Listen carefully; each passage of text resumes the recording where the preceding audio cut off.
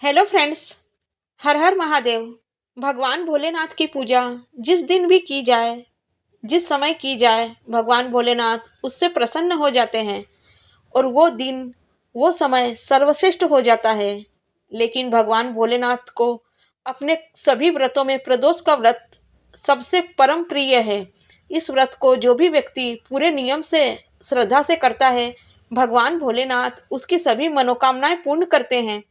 उस मनुष्य के जो पूर्व जन्म के पाप होते हैं वो सभी पाप नष्ट हो जाते हैं और सभी दुखों का अंत हो जाता है। प्रदोष का व्रत जो मनुष्य करता है उसके जीवन में सुख की प्राप्ति होती है। उस मनुष्य को अपने जीवन में, और यहाँ तक कि इस व्रत को अगर पूरे नियम से, विधि विधान से किया जाए तो भगवान भोलेनाथ की पूजा अर्चना इस में पूरे नियम से की जाए तो इस व्रत को करने वाले को मोक्ष की प्राप्ति होती है और उस जातक की सभी मनोकामनाएं पूर्ण होती है। दोस्तों, क्या आपको पता है प्रदोष काल में किए जाने वाले नियम, व्रत और अनुष्ठान को प्रदोष व्रत कहा जाता है। प्रदोष व्रत महत्व और पूजा विधि, क्या खाएं और क्या ना खाएं, व्रत के नियम और दान, व्रत कैसे शुरू करें और कितने बजे करना है, उद्यापन कब कैसे करें, ये संपूर्ण जानकारी प्रदोष व्रत की इस वीडियो में हम आपको दिखाने वाले हैं। तो कृपा करें करके वीडियो अंत तक देखें। वीडियो थोड़ा विस्तार से देखें, आधी अधूरी जानकारी से कोई फायदा नहीं होगा, इसलिए अंत तक हमारे साथ बने रहें। प्रदोष करने वाले व्यक्ति को सुखों की प्राप्ति होती है। उस मनुष्य को अपने जीवन में, और यहाँ तक कि इस व्रत को अगर पूरे नियम और विधि विधान से किया जाए तो भगवान भोलेनाथ की कृपा प्रदान होती है। इस व्रत में पूरे नियम से किया जाए तो इस व्रत को करने वाले मनुष्य को मोक्ष की प्राप्ति होती है और इस धरती लोक में स्वर्ग की प्राप्ति होती है। प्रदोष काल का समय भगवान भोलेनाथ को अति प्रिय है। भगवान भोलेनाथ का जो भी पूजा करता है वो प्रदोष काल में ही की जाती है। जितने भी व्रत भगवान भोलेनाथ के होते हैं उसमें जो पूजा का समय होता है वो प्रदोष काल का ही होता है, क्योंकि भगवान भोलेनाथ को ये समय बहुत प्रिय होता है। और प्रदोष काल का समय होता है सूर्यास्त से 1.5 घंटा पहले का समय और सूर्यास्त के 1 घंटे बाद का समय, जो 2.5 घंटे का समय होता है वो प्रदोष काल का समय होता है। प्रदोष काल का समय प्रतिदिन आता है, जो शाम का समय होता है, संध्या काल का समय होता है, जिस समय में घर में दिया प्रज्वलित किया जाता है।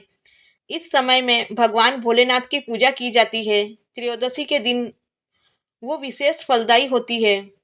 वैसे इस समय में प्रतिदिन अपने घर में पूजा अवश्य करनी चाहिए। जितना भी समय आपके पास होता है उसे आप शाम के समय, जो संध्या काल का समय होता है, उस समय थोड़े समय के लिए ही सही अपने घर के मंदिर में शुद्ध घी का दीपक लगाएं। थोड़े समय के लिए ही सही वहां पर बैठें, ध्यान करें और सभी देवी देवता, इष्ट देवताओं का पूजा अर्चना करें। उनकी पूजा आपको प्रतिदिन इस समय में करनी चाहिए। इस समय बहुत ही विशेष जरूरी होता है। प्रदोष काल का समय यानी शाम की समय, इस समय में पूजा की गई बहुत ही महत्वपूर्ण पूजा होती है। प्रदोष व्रत क्यों करना चाहिए, क्या है इस व्रत का महत्व, प्रदोष व्रत कैसे शुरू करें, कितने व्रत करने चाहिए, कब से शुरू करना चाहिए, पूजा विधि क्या है, क्या इस व्रत में खाना चाहिए, क्या नहीं खाना चाहिए, इस व्रत में के नियम क्या है, सावधानियां क्या है, दान क्या करें और उद्यापन आपको कब और कैसे करना है, ये सभी जानकारियां इस वीडियो में हम आपको देने वाले हैं। कृपा करके वीडियो को पूरा देखें। अगर वीडियो आपको अच्छी लगी तो कृपा करके एक लाइक अवश्य करें। अगर आप चैनल पर नए हैं तो सब्सक्राइब कर लें ताकि अगले वीडियो की नोटिफिकेशन हम आपको दे सकें। अगर आपको वीडियो अच्छी लगे तो आप शेयर जरूर करें अपने फैमिली और फ्रेंड्स के साथ। तो चलिए अब बात करते हैं प्रदोष व्रत क्या है। हर मास की त्रयोदशी तिथि को प्रदोष व्रत कहा जाता है। दोस्तों, हर महीने में 2 बार त्रयोदशी तिथि आती है। जैसे हर महीने में 2 बार एकादशी आती है, वैसे ही हर महीने में 2 बार प्रदोष व्रत भी आता है। कृष्ण पक्ष में और शुक्ल पक्ष में। शिव पुराण के अनुसार सबसे पहले इस व्रत को चंद्रमा ने किया था, जिससे कि चंद्रमा का क्षय रोग खत्म हो गया था। भगवान भोलेनाथ को ये व्रत अति प्रिय है। इसीलिए जो जातक इस व्रत को करता है तो भगवान भोलेनाथ की कृपा से उस व्यक्ति की सभी मनोकामनाएं पूर्ण हो जाती है। दोस्तों, इस व्रत को करने से पूर्व जन्म में जो हमने नेगेटिव कर्म किए हैं, जो पाप किए हैं, वो हमारे पूर्व जन्म के कर्म बंधन होते हैं, पाप होते हैं, जिनकी वजह से इस जन्म में हमें कई तरह की परेशानियों का सामना करना पड़ता है। इसीलिए जो भी प्रदोष व्रत का नियम लेता है, प्रदोष व्रत को नियम से करता है, उसके समस्त पाप नष्ट हो जाते हैं, सारे दुख दर्द और परेशानियां दूर हो जाती है भगवान भोलेनाथ की कृपा से।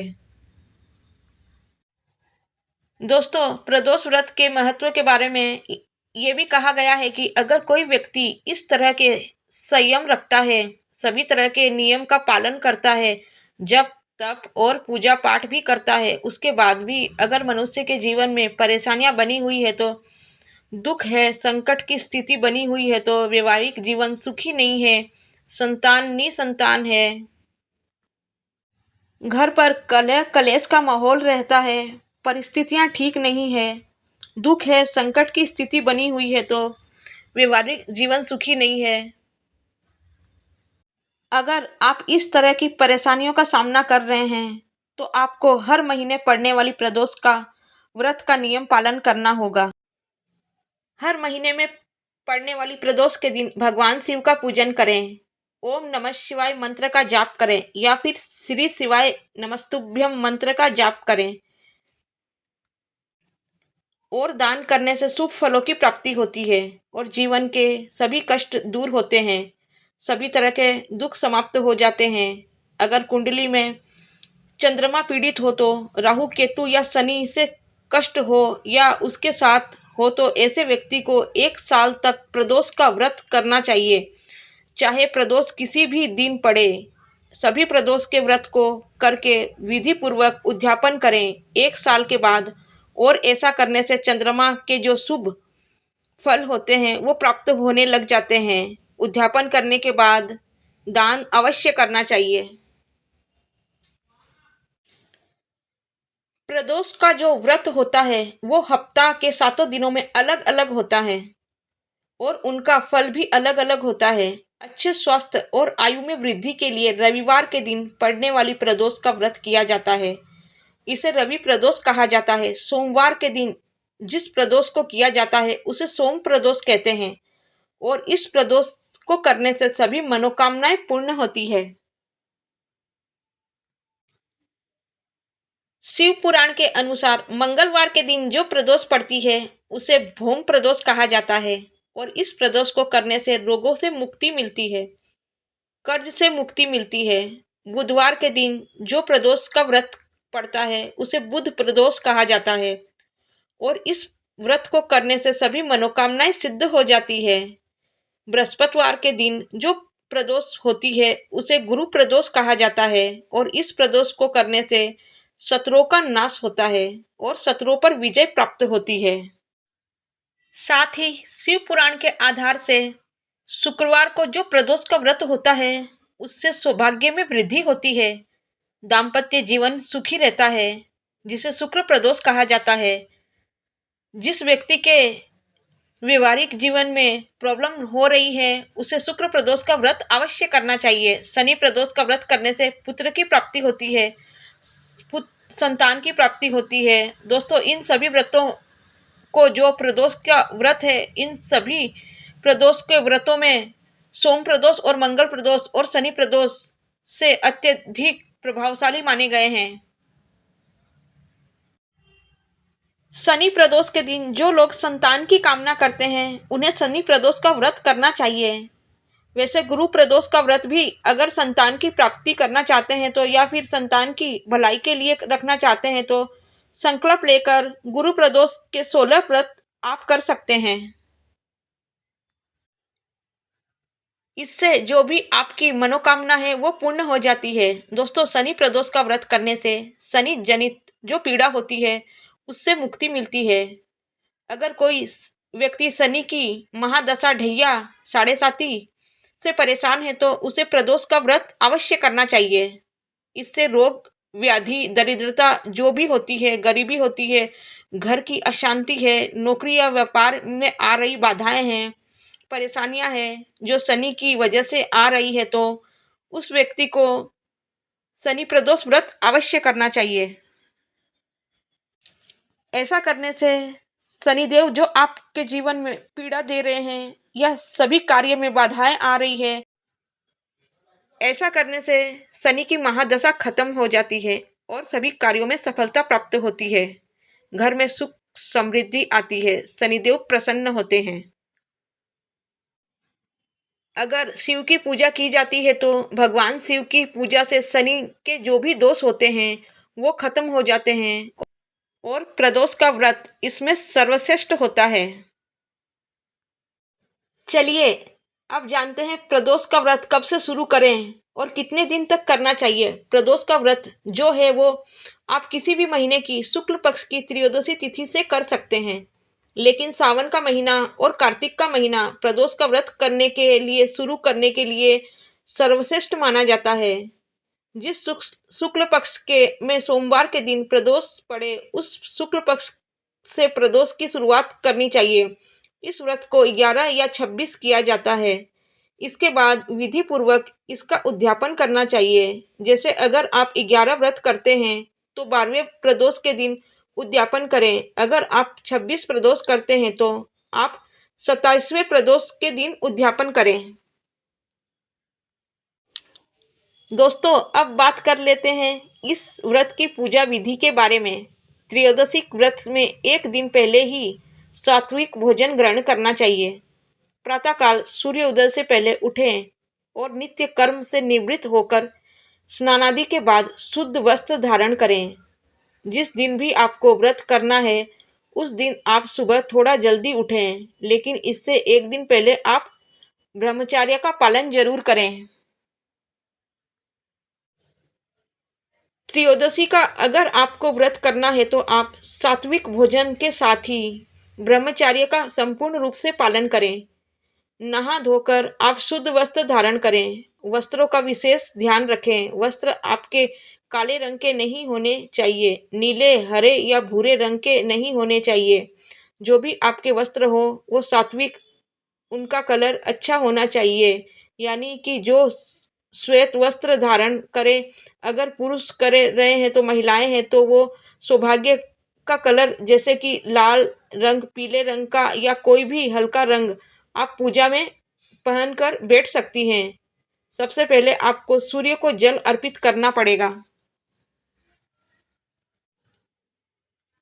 उसके बाद अपने घर में जो आप नित्य पूजा करते हैं, जो प्रतिदिन की पूजा है, उस पूजा को पूरा करें। फिर अगर आपके घर के आसपास कोई भी मंदिर है तो वहां जाकर आप पूरे शिव परिवार की पूजा करें। दोस्तों, पूजा में भगवान भोलेनाथ को जल से, दूध से या पंचामृत से अभिषेक करें। उसके बाद फिर आप गंगा जल से अभिषेक करें। बेलपत्र, भांग, धतूरा, आंकड़े का फूल, मंदार का फूल, धतूरे का फूल ये भगवान शिव को अर्पित करें। अक्षत, चंदन, धूप, दीप नैवेद्य से भगवान भोलेनाथ की पूजा अर्चना करें। नैवेद्य में आप फल में जो भी सीजनेबल फ्रूट्स होते हैं वो ले सकते हैं, आप उन्हें चढ़ा सकते हैं। सफ़ेद मिठाई भगवान भोलेनाथ को पसंद है तो दूध से बनी हुई सफ़ेद मिठाई का भोग लगा सकते हैं। इसके बाद आप हाथ में फूल और अक्षत लेकर व्रत का संकल्प लें कि आप कितने प्रदोष का व्रत कर रहे हैं और उसके बाद अपनी मनोकामनाएं बोल दें। साथ ही आप भगवान भोलेनाथ से प्रार्थना करें कि आपके व्रत को निर्विघ्न पूरा करने में मदद करें। और जाने अनजाने में आप में इस व्रत में अगर कोई भूल चूक हो गई हो तो आप भगवान से प्रार्थना करें। साथ ही प्रार्थना ये करें कि आपकी सभी मनोकामनाएं पूर्ण हो और आपकी पूजा स्वीकार हो। इस तरह से आप इस व्रत की शुरुआत करते हैं तो अगर मंदिर नहीं जा सकते हैं तो घर में ही सारी पूजा करें। घर में शिवलिंग ना हो तो मिट्टी का शिवलिंग बनाकर पूजा करें। अगर मिट्टी का शिवलिंग भी नहीं बना सकते हैं तो भगवान भोलेनाथ की जो पूरे परिवार की तस्वीर होती है, जिससे माता पार्वती हो और गणेश भी हो, जिसमें कार्तिकेय जी भगवान हो, नंदी भगवान हो, तो इन सब की आप तस्वीर हो तो इस तस्वीर को आप अपने घर में स्थापित करें, एक चौकी पर लाल कपड़ा बिछाकर, और फिर वही उस तरीके से पूरे मन से, धन से उनकी पूजा अर्चना करें। उससे भी उतना ही आपको फलों की प्राप्ति होगी। मन में किसी भी तरह का संदेह या संकोच न रखें। आपकी पूजा आपकी श्रद्धा पर निर्भर करती है। तो इस तरह से आप भगवान भोलेनाथ की पूजा करें। इसके बाद आप दूसरे दिन व्रत रखें। शाम को प्रदोष काल में ही, यानी कि सूर्यास्त से 1 घंटा पहले से ही आप अपनी पूजा शुरू कर दें। जैसे अपने सुबह की पूजा की है वैसे ही आपको शाम की पूजा करनी है। भगवान भोलेनाथ का अभिषेक करना है, भगवान भोलेनाथ को सभी वस्तुएं अर्पित करनी है। वहां बैठकर आपको ओम नमः शिवाय का जाप करना है और उसके बाद आप आरती करें। साथ ही इस व्रत में आप पूरे दिन भगवान शिव के मंत्रों का जाप करें, कपूर से भगवान शिव की आरती करें और सुबह और शाम दोनों समय भगवान शिव और माता पार्वती के साथ इस व्रत में पूजा की जाती है। तो दोनों समय पूरे विधि विधान के साथ आप पूजा करें। दोस्तों, व्रत में क्या खाएं ये अब जान लेते हैं। व्रत में आप फलाहार ले सकते हैं। वैसे पहले के समय में या अभी शास्त्रों में आप देखें तो यही कहा जाता है कि इसमें निर्जल और निराहार रहना चाहिए, लेकिन ऐसा संभव नहीं है तो आप फलाहार कर सकते हैं। कोई भी फ्रूट जो आपके पास उपलब्ध हो, कोई भी फ्रूट आप जिसमें ले सकते हैं, जूस ले सकते हैं, चाय ले सकते हैं, ये सब चीज़ें आप अपनी इच्छा के अनुसार ले सकते हैं। शाम के समय प्रदोष काल की पूजा के बाद आप सबको प्रसाद वितरण करें। इसके बाद आप स्वयं भी भोजन और प्रसाद ग्रहण कर सकते हैं। इस दिन आपको नमक नहीं खाना चाहिए। भोजन आपका मीठा होना चाहिए, सात्विक होना चाहिए और एक ही कोई भोजन होना चाहिए। जैसे कि एक ही अन्न होना चाहिए। अगर आप गेहूं का आटा ले रहे हैं तो उसमें आप हलवा बना लें, रोटी बना लें, इस तरह से खा लें। ऐसा नहीं कि चावल और रोटी दोनों मिक्स करें। जैसे खीर पूड़ी बना के आप नहीं खा सकते हैं, आप हलवा पूड़ी खा लें या फिर सिर्फ खीर खा लें। कोई भी एक भोजन आप निर्धारित करें, वही आप ग्रहण कर सकते हैं। साथ ही इतना जान लें, ज़्यादातर पूजा में बदलाव नहीं होना चाहिए। कोशिश करें कि आप हर प्रदोष का जो जितने भी आप प्रदोष कर रहे हैं उसमें आपका पूजा का समय बिल्कुल एक ही होना चाहिए, एक ही नियम होना चाहिए, समय होना चाहिए। जब आपको अपने एक बार पहली बार जो संकल्प लिया है और जिस तरह लें अपने पूजा की का संकल्प, हर बार आपकी वही पूजा होनी चाहिए, उसी समय पर होनी चाहिए, उसी तरह से आपकी पूजा होनी चाहिए और पूजा का सही समय वही होना चाहिए।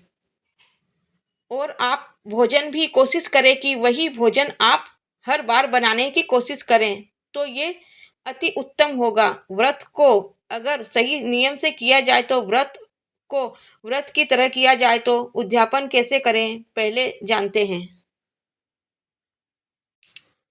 इस व्रत में आपको सावधानियां क्या रखनी है? आपको इस व्रत में सावधानियां आपको ये रखनी है कि जैसे हर व्रत में ही होता है कि आपको झूठ नहीं बोलना चाहिए, आपको किसी की बुराई नहीं करनी चाहिए, ना ही वाद विवाद करना चाहिए, ना ही किसी का दिल दुखाना चाहिए। नहीं तो किया धरा आपका पूजा पाठ सब व्यर्थ चला जाएगा। आपने जिस देवता का व्रत रखा है पूरे दिन उसी देवता का स्मरण करना चाहिए अपने हृदय में। उस देवता का कोई भी एक मंत्र आप जाप कर सकते हैं। श्री शिवाय नमस्तुभ्यम या फिर ओम नमः शिवाय का आप जाप कर सकती हैं सुबह शाम। जो भी मंत्र आपको भगवान भोलेनाथ का याद हो, आप अच्छे से जप कर सकते हैं। उस मंत्र को आप पूरे दिन एक ही मंत्र जप करते रहें। इससे एक तो मंत्र की संख्या बहुत अधिक हो जाती है, जिससे फल बहुत अच्छा मिलता है।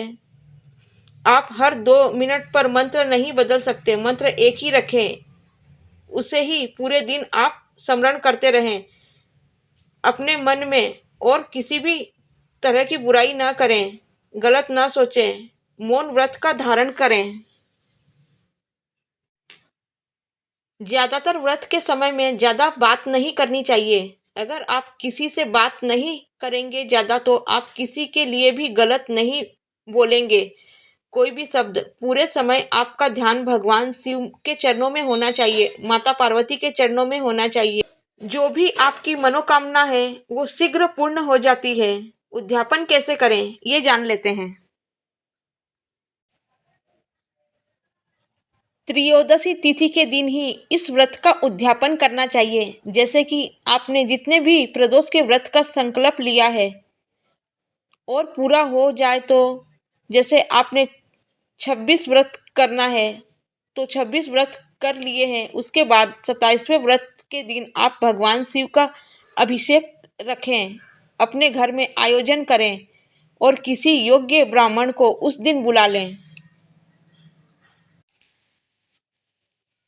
उनके हाथों ही पूजा संपन्न कराएं, क्योंकि ब्राह्मण अगर वहाँ पे रहेंगे तो आप दान भी दे सकेंगे उनको, आप उनसे आशीर्वाद ले सकेंगे और ब्राह्मण सब कुछ विधि विधान के साथ एकदम अच्छे से संकल्प जो आपको इतना व्रत किया है उसका जो अच्छे से पूजा पाठ करा देंगे, जिसमें कि संपूर्ण फलों की प्राप्ति हो जाती है। इसीलिए इस दिन किसी न किसी योग्य ब्राह्मण को बुला लें, अपने घर बुला लें और उनसे ही पूजा पाठ संपन्न करवाएं, हवन करवाएं, अपने घर में रुद्रा अभिषेक करवाएं, क्षमा प्रार्थना करें और शांति पाठ के बाद जो भगवान भोलेनाथ से आपकी प्रार्थना करें कि जो भी भूल चूक हुई पूजा में, उसके लिए आप क्षमा याचना करें। इसके साथ ही जो भी आपकी मनोकामनाएं हैं वो बोल दें। आप अपने लिए और अपने परिवार के लिए भोलेनाथ से प्रार्थना करें। उसके बाद ब्राह्मण को भोजन करवाएं। परिस्थिति अनुसार दान दक्षिणा देकर उनसे आशीर्वाद प्राप्त करें। सफ़ेद वस्तुएं दे सकते हैं, जैसे कि दूध दही, ये सब चीज़ें आप ब्राह्मण को दान में दे सकते हैं। मोती का दान दिया जा सकता है। कुछ भी आपसे जो संभव हो वो आप दान में दे सकते हैं। असंभव चीज़ आपने जो अपने हो सके, जो आपसे बन सके, वैसी चीज़ों का दान आप ब्राह्मण को दे सकते हैं। उनसे आशीर्वाद प्राप्त करें दान देकर। इस तरह से दोस्तों, अगर आप प्रदोष का व्रत नियम पूर्वक करते हैं तो इस व्रत को आप करने से आपकी सभी मनोकामनाएं पूर्ण होती है और सभी कष्ट बाधा दूर होते हैं और जीवन में सुख समृद्धि और खुशहाली आती है और सभी प्रकार के सुखों की आपको भोलेनाथ की कृपा से प्राप्ति होती है। दोस्तों, प्रदोष के व्रत से जुड़ी ये जानकारी अगर आपको अच्छी लगी हो तो वीडियो को लाइक कर दें, शेयर कर दें और आप पर और आपके पूरे परिवार पर माता पार्वती और भोलेनाथ की कृपा सदा सर्वदा बनी रहे। इसी मनोकामना के साथ मैं मिलती हूँ आपसे अगली वीडियो में किसी और नई जानकारी लेकर। तब तक के लिए अपना ख्याल रखें। हर हर महादेव।